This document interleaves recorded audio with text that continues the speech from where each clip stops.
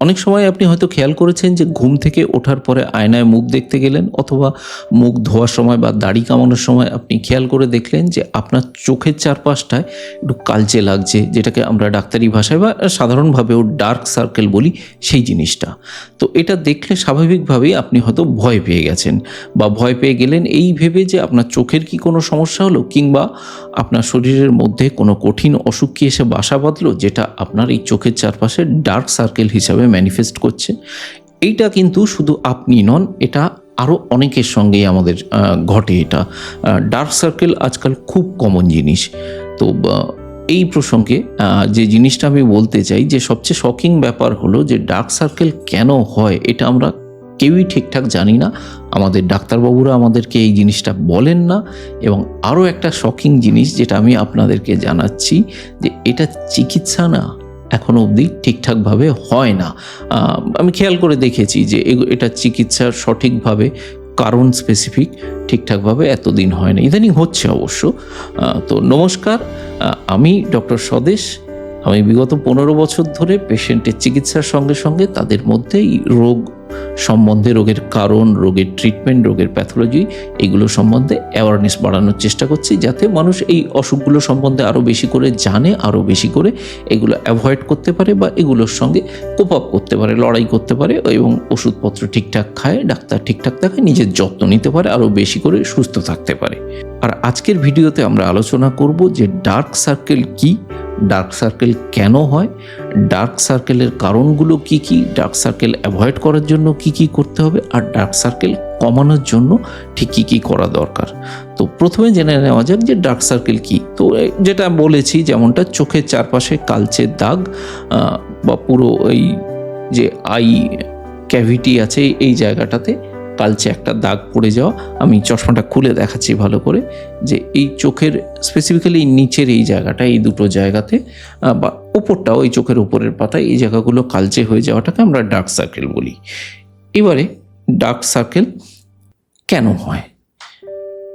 American Academy of Dermatology আর World Health Organization dark সার্কেলের কারণকে কিন্তু মাল্টিফ্যাক্টরিয়াল বলেছে। মানে কোনো স্পেসিফিক কারণ না, একসঙ্গে বেশ কিছু কারণের জন্য ডার্ক সার্কেল হয়। মানে একাধিক কারণ আছে, সেটার একটা অথবা একাধিক একসঙ্গে মিলে এই ডার্ক সার্কেল তৈরি করতে পারে। তো ঠিক কী কী হয় এটা চলুন জানা যাক, কী কী কারণে ডার্ক সার্কেল তৈরি হয়। প্রথম কারণ হচ্ছে জিন। আপনার শরীরে যে জিন আছে, আপনার রক্তের মধ্যে যে ডিএনএ, যেটা আপনার সমস্ত কিছু ঠিক করছে, বেশিরভাগ ক্ষেত্রে দেখা গেছে কিন্তু এই ডিএনএই ঠিক করে দেয় যে আপনার স্কিনের কালার কেমন হবে, আপনার কোথায় বেশি পিগমেন্টেশন হবে, কোথায় কালচে হবে, কোথায় পেল বা বিবর্ণ রং হবে, এটা জিন ঠিক করে দেয়। তাহলে কি হয় না, জিন বা ডিএনএ কিন্তু প্রধান কারণ হিসাবে দেখা গেছে। তো এই ডার্ক সার্কেলটা কি হচ্ছে, আমাদের শরীরের চোখের নিচটা যে চামড়াটা আছে, যে স্কিনটা আছে, এটা একটা পাতলা পর্দার মতো। এর নিচে না প্রচুর ব্লাড ভেসেল থাকে। তো এই ব্লাড ভেসেলগুলো যখন প্রমিনেন্ট হয়, তখন এটা একটা ব্লুইশ ব্ল্যাক কালচে ধরনের একটা রং, যেটা আমাদের এই ওপরের পাতলা ত্বকটা ভেদ করে দেখা যেতে পারে। তো সেইটাই ডার্ক সার্কেল। তো যে কারণটা প্রথমে বললাম জিন। 2 নম্বর কারণ হতে পারে ডিহাইড্রেশন। যত বেশি ডিহাইড্রেশন হবে, তত আপনার যে ত্বক, আপনার যে স্কিন, সেটা পেল বা বিবর্ণ হয়ে যাবে। তার ফলে তার নিচে থাকা ব্লাড ভেসেলগুলো আরও বেশি দৃশ্যমান হবে, আরও বেশি দেখা যাবে। তার ফলে আপনার মনে হবে যে আপনার চোখের চারপাশে একটা কালচে দাগ আসছে। 3 নম্বর কি হতে পারে, ঘুম কম হওয়া। ঘুম কম হলে কি হয়, আমাদের চোখের চারপাশের ব্লাড ভেসেলগুলো এনগর্জড হয়, ফুলে ওঠে, এখানে রক্তের সাপ্লাই বেশি আসে, এবং এইটা স্বাভাবিকভাবেই ওপরের এই ত্বকের পর্দা ভেদ করে দেখা যায়, এবং ডার্ক সার্কেল বেশি বেশি ভিজিবল হয়, বেশি বেশি ডার্ক সার্কেল দেখা যায়। 4 নম্বর কারণ হচ্ছে স্ক্রিন অ্যাডিকশান। মানে আমরা মোবাইল বা ল্যাপটপের দিকে যত বেশি সম্ভব, বা খানিকটা টিভি যদিও অনেকটা দূরে থাকে, কিন্তু টিভিও খানিকটা কন্ট্রিবিউট করে, আমরা যত বেশি সম্ভব এই স্ক্রিনের দিকে তাকিয়ে থাকি, তত বেশি চোখের ওপর স্ট্রেস পড়ে, এবং ডার্ক সার্কেলগুলো তত বেশি প্রমিনেন্ট হয়। 5 নম্বর কারণ হচ্ছে স্ট্রেস। আপনার যত লাইফে স্ট্রেস থাকবে, আপনার ঘুম কম হবে, আপনার তত বেশি এই ডার্ক সার্কেলগুলো প্রমিনেন্ট হিসাবে দেখা দেবে। এছাড়া আর কি কি কারণ হতে পারে, ইউভি লাইট। মানে আপনি সূর্যালোকে বেরোচ্ছেন, রোদের মধ্যে বেরোচ্ছেন, যে ইউভি লাইট আছে, এরা কি করে, ইউভি লাইটের প্রভাবে আমাদের ত্বকের নিচে মেলানিন তৈরি হয়। এই মেলানিন হচ্ছে আমাদের শরীরের একটা রঞ্জক পদার্থ, মানে এটা একটা কালার কম্পাউন্ডগুলো তৈরি করে, মানে আমাদের শরীরের বিশেষ বিশেষ জায়গাগুলো কালো হয়। যেমন এই কনুইয়ের পিছনে চামড়াটা দেখবেন কালো হয়, নেপেলের কালার কালো হয়, কারণ ওই জায়গাগুলোতে মেলানিনের কনসেন্ট্রেশন বেশি। তো এটা ইউভি লাইট যখনই পড়বে তখন মেলানিন বাড়তে থাকে। তো মেলানিন বাড়লে কি হবে না, সেই জায়গাটা কালচে হবে। তো চোখের চারপাশে যদি রোদ লাগে, রোদের মধ্যে ইউভি লাইট আসে, তাহলে ডার্ক সার্কেল তাহলেও হবে। এছাড়া আরেকটা কারণ হচ্ছে এজিং, মানে বয়স বেড়ে যাওয়া। আমরা খেয়াল করলে দেখেছি, আপনি খেয়াল করে দেখবেন যে যত বয়স বাড়ে তত না আমাদের স্কিন বা চামড়া আস্তে আস্তে পাতলা হতে থাকে।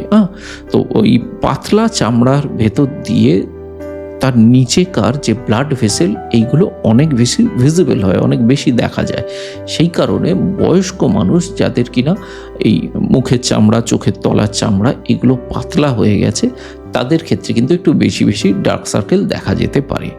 তো এইগুলো ছিল ডার্ক সার্কেলের কারণ।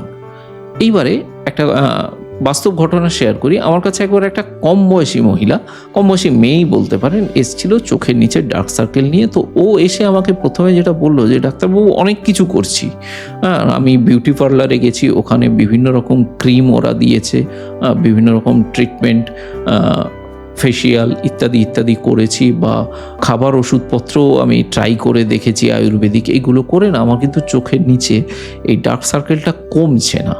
তো আমি শুধু ওকে জিজ্ঞেস করেছিলাম ও জীবনযাত্রা সম্বন্ধে, আর আমি সেটাতে একটা দুটো ছোট পরিবর্তন করে দিয়েছিলাম।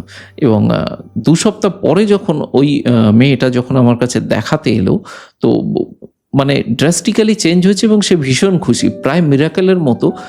সে আমাকে এসে বললো যে ডাক্তারবাবু করেছেন কি, আমার তো চোখের নিচের কালি প্রায় চলে গেছে। তো আমি ঠিক কী কী চেঞ্জ করেছিলাম, কী চিকিৎসা দিয়েছিলাম, সেইগুলোই এরপরে ধীরে ধীরে বলবো। ভিডিওটা দেখতে থাকুন, ধীরে ধীরে পুরোটাই বলবো। তার আগে আমরা কয়েকটা মিথ যেগুলো ভেঙে যাওয়া দরকার সেইগুলো আমরা জেনে নিই। তো প্রথম মিথ হচ্ছে যে ঘুম কম হওয়াই একমাত্র কারণ ডার্ক সার্কেল হওয়ার। একদমই না। ঘুম কম একটা কারণ হতে পারে, কিন্তু একমাত্র কারণ নয়। আরও অনেকগুলো কারণ আছে, প্রায় 6টা-7টা কারণ আমি একটু আগেই আপনাদেরকে বললাম সেইগুলো। 2 নম্বর মিথ হচ্ছে যে ক্রিম লাগালে, ময়শ্চারাইজিং ক্রিম বা বিভিন্ন ফেসিয়ালের ক্রিমগুলো লাগালে আপনার ডার্ক সার্কেল কমে যাবে। এটাও কিন্তু ঠিক না, এটাও একটা মিথ। এটা কারণটা আমি একটু পরে আসছি। 3 নম্বর কারণ যে শশা লাগালে, যে অনেকে শশা কেটে স্লাইস করে চোখের ওপর লাগালে নাকি ডার্ক সার্কেল কমে যায়। এইগুলো না খানিকটা সত্যি, এগুলো হাফ ট্রুথ, এগুলো পুরোপুরি সত্যি নয়। কেন, চলুন জানা যাক। শশা ইউজুয়ালি কি করা হয়, যে শশার যে স্লাইস করা হয় সেটা হচ্ছে ঠান্ডা একটা শশার স্লাইস আপনার চোখে, দুটো চোখে ঢাকা দিয়ে কিছুক্ষণ রাখা হয়।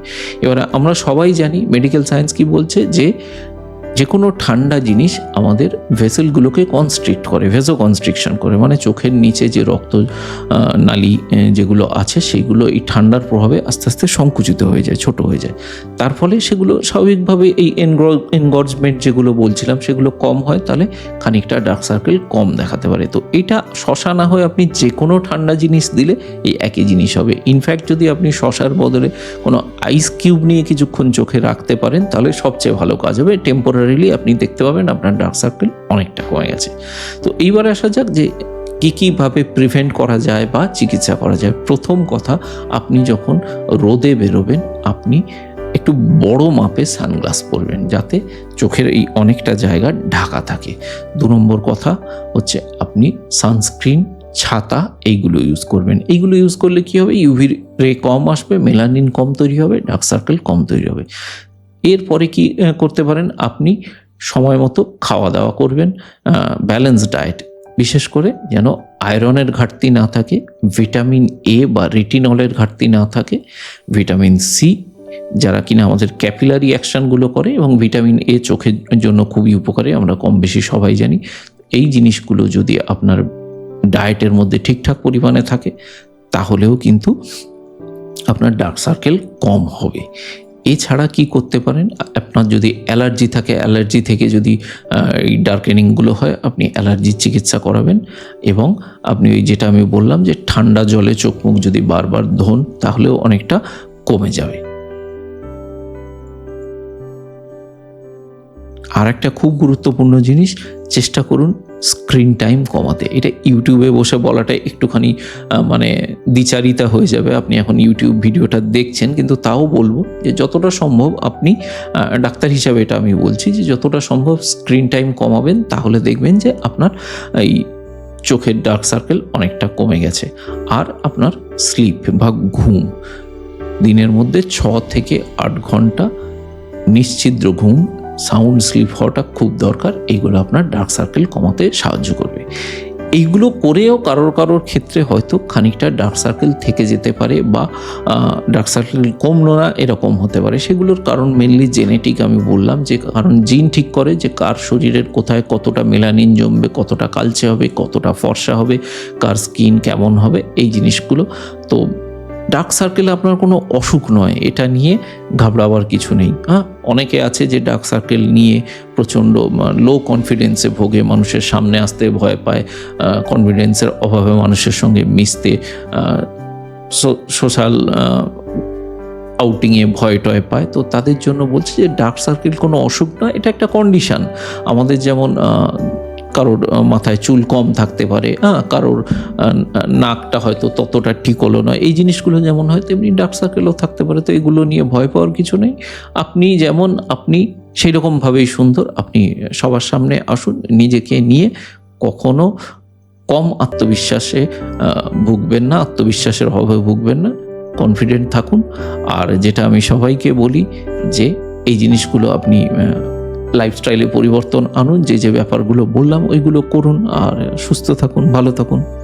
আমি ডক্টর স্বদেশ আজকের মতো বিদায় চাইছি। দেখা হবে আবার একটা টপিকে। এরকম সহজভাবে আমরা মেডিকেল বিষয়গুলোকে বোঝার চেষ্টা করব। ধন্যবাদ।